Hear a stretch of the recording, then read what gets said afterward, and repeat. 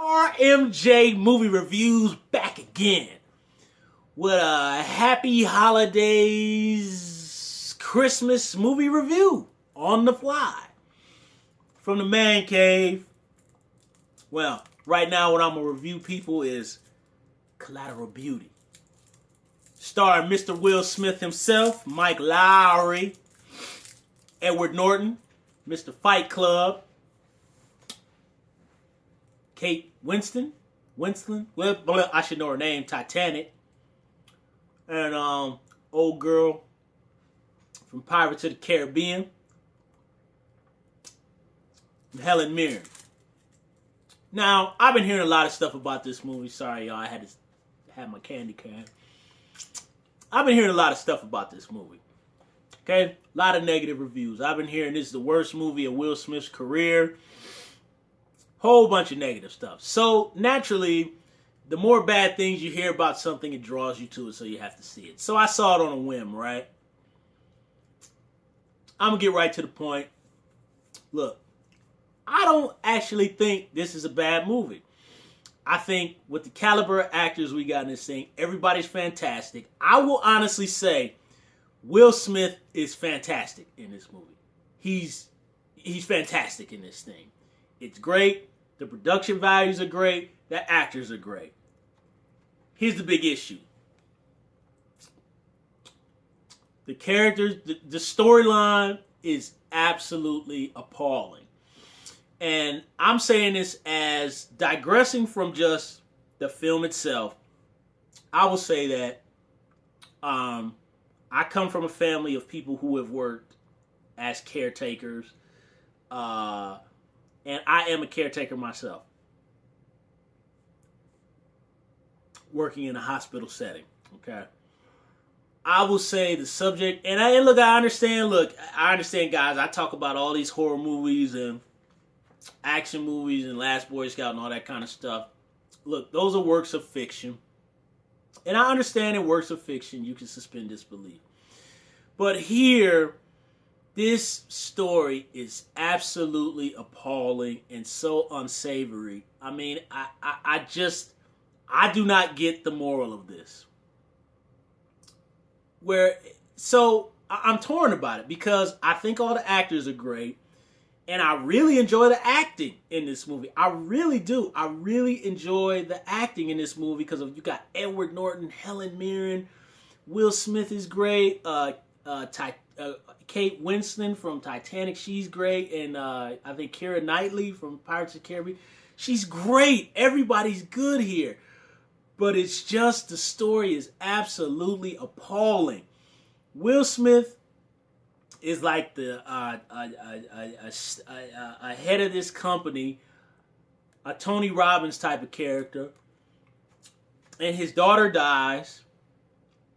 And basically, he goes into a depression where he's like out of it. Naturally, any man who would lose their 6-year-old daughter or parent, this would happen with, right? And Edward Norton, who's his friend, Michael Pena, who I forgot to add, and Kate Winslet, they work up under him for his company. And basically, they're going to lose their jobs because this guy has been depressed from his child's death.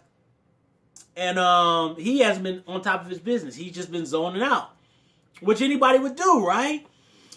These guys conspire to make a man who just lost his child look crazy so he can get fired so they don't lose their jobs.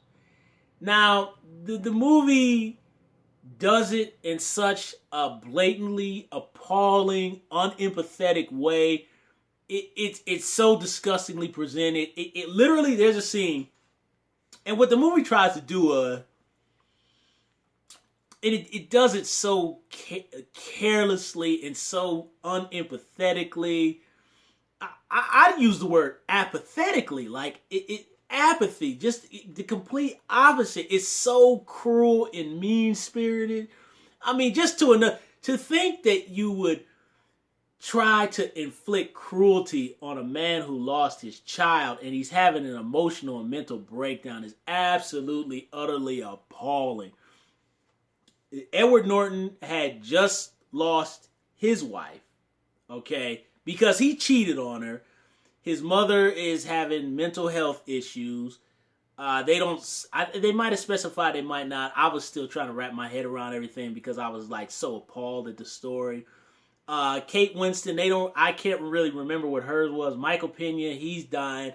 But because what they're doing is so absolutely unapologetically and unforgivingly appalling, nothing justifies what they're doing. It's disgusting what they're doing.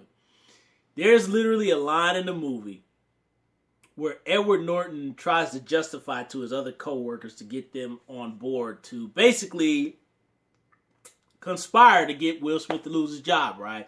They want to hire these 3 actors because he's had an emotional breakdown. He's been writing letters to time, death, I think, and love. They want to hire these 3 actors to pretend to be time, death, and love, right? They talk to him on the street. They're going to have a private investigator film it. Then they're going to digitally erase all of them and then give it to the head of company to show that he has actually lost his mind so he can get fired and they can keep their job. That is so disgusting on so many levels. That just violates every law as a human being. It's awful. And it's just that idea. But Edward Norton tries to justify his master plan because he's the one who comes up with it to his 2 co-workers. And he justified, and what's even more disgusting is the way he justifies it because he talks about how his mom, she had a stroke. So her mind has been kind of warped since she lost a stroke, which that happens with people because I work with people who have had strokes and they do things like that, which makes it even more appalling from my perspective.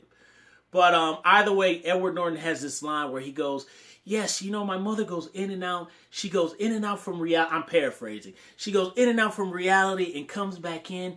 And, I just kind of go with her and go along with her illusion.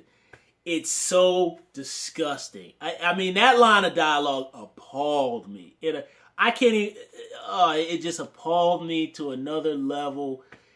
It's so disgusting. The only thing that really actually stopped me from actually walking out of it because I'm just even in suspension of disbelief is absolutely appalling. It's appalling. It's just the fact that the actors are so good. Would I call this the worst movie of anybody's career? I don't think so because in my personal opinion, Wild Wild West,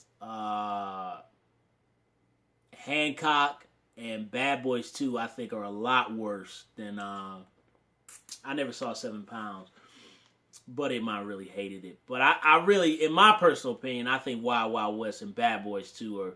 People give Bad Boys 2 the pass because of all the action, but Bad Boys 2 is an awful piece of garbage. It's an awful movie outside of the action. I personally think those 2 movies are much worse than this.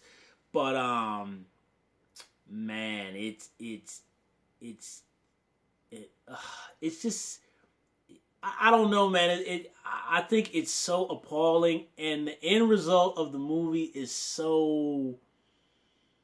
It's just so manipulative and just. It's really just so mean-spirited and cruel. Of course, there's movies where we see these awful characters who do awful things and just terrible things. I get it. I guess just the fact that this is released around Christmas and they bill it as a Christmas movie, it really is. The central story is so awful. The fact that somebody would cruelly, intentionally inflict that kind of cruelty on a man who lost his child is, I could honestly say, I don't want to get on the Siskel and Ebert bandwagon because I can watch anything Toxic Avenger, Shannon Tweed, Lorenzo Lamas, Cable Trash, and give it a pass. But I can honestly say I think this movie is socially irresponsible. First time you'll ever hear me say anything like that, but it's socially irresponsible. It's appalling. It's absolutely appalling.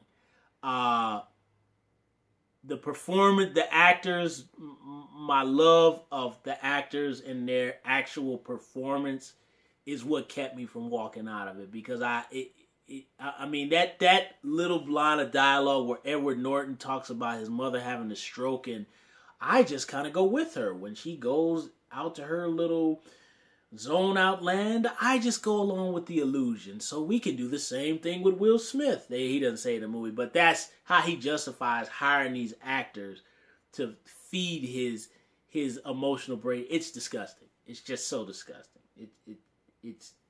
It's appalling. That being said, regardless of how much I'm knocking the story, I didn't hate it. Like I said, the actors save it, and Will Smith, the last manipulative, awful scene in the movie between him and Naomi Harris, the beautiful chocolate Naomi Harris, Will Smith was fantastic. But it's such a manipulative, mean-spirited, cruel, evil, maniacal plot against a man who lost his child. It's disgusting. I know if Siskel and Ebert were alive, this would make it would make their worst list of 2016 if either one of those guys were still alive. That's all I got to say about Collateral Beauty. Please thumbs up the video, subscribe to the channel, share the video, and some of you all leave comments down about Collateral Beauty and just how you feel about this storyline. I was appalled by it while I'm trying my popsicle, whatever you want to call it, lollipop, whatever. Anyway, I'll be back with some more on-the-fly movie reviews, holiday movie reviews. It's going to be back with Planes, Trains, and Automobiles. RMJ Movie Reviews. I'll see you soon. Bink.